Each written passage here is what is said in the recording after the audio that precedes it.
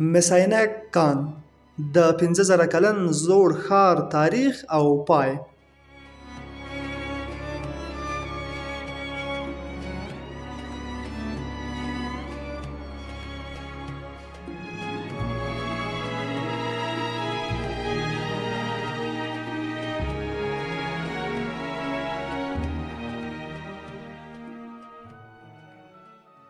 د مرکزي افغانستان د لوګر یو غره ته څیرمه سیمه کې د مسو یو لوی کان دی چې په افغانستان کې د مسو تر ټولو لوی او په نړۍ کې دویم لوی کان بلل کېږي. له نن څخه 1300 کاله دمخه کله چې د کوشاني سلسلې امپراتور کنیشکا بودایي مذهب ومانه، نو په اوله میلادي پیړۍ کې په افغانستان کې ګریک بودیک تمدن راشین او په لرغونې ټولنه هر اړخیز تاثیرات یې وښندل. د نوموړي مدنیت اثرات په افغانستان کې محدود پاتې نه شول، بلکې د جاپان، کوریا او چین څخه بیا تر اوسني ایران او سیستان، سریلانکا او هند څخه بیا د تاجکستان پورې ټولې سیمې تر خپلې اغېزې لاندې راوستلې. د نړۍ له بېلابېلو سیمو څخه به د مذهبي مراسمو د پرځای کولو په نیت زیات شمېر راهبان، زایرین او سیلانیان په مرکزي افغانستان کې د ودانه شوو بودایي زیارتونو او عبادت ځایونو په ځانګړي ډول د لوګر د عینک لرغوني او بودایي پیر سپېڅلي ځای ته د لیدو کتو په نیت سفرونه کول.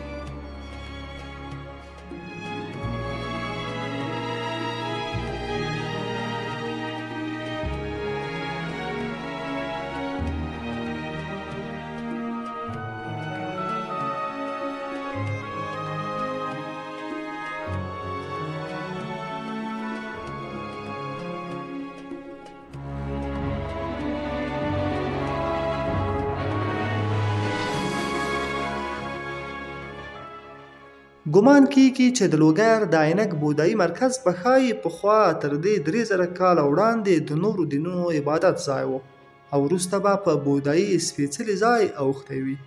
د عینک په اړه علامه حبیبي لیکي چې د مسو کوچنۍ زیرمې ته وایي، خو ژبه یې نه ده څرګنده کړې. په 1940 کال کې روسي ځمکپوهانو د کابل حوزه تر کیندنو او نقشه اخیستلو لاندې ونیوله، چې په پایله کې د عینک، دربند او جوهر د مسو کان کشف شول.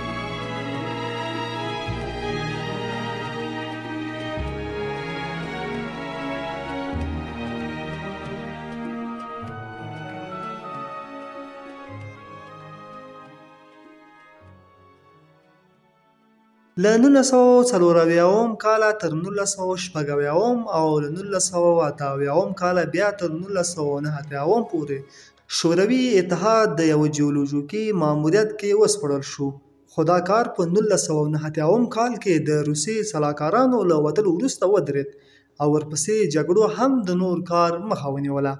د عینک د مسو د کار په دوران کې د بودایي دین 15 مجسمې ترلاسه شوې او د کورنۍ جګړې پر وخت ډول ډول قاچاقبران راغلل او په دې سیمه کې تر دې وروسته پورې کندنې او غلاوې وکړې.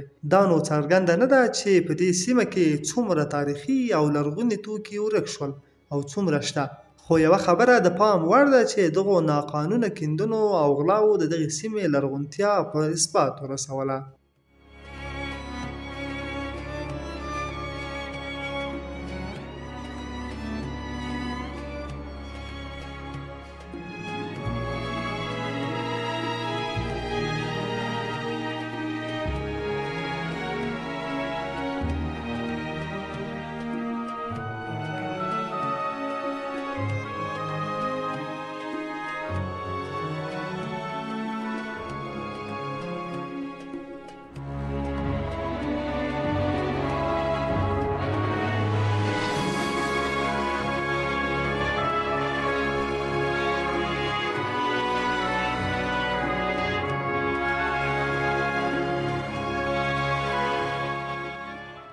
په 2008 کال کې د افغانستان دولت له یو چینایي MCC کمپنۍ سره د 2 میلیارډو ډالرو په پانګونو د مسو قرارداد وکړ، خو داسې ښکاري چې ګټه به یوازې چین ته رسیږي او دغه بې جوړې لرغونې سایټ به له منځه یوسي.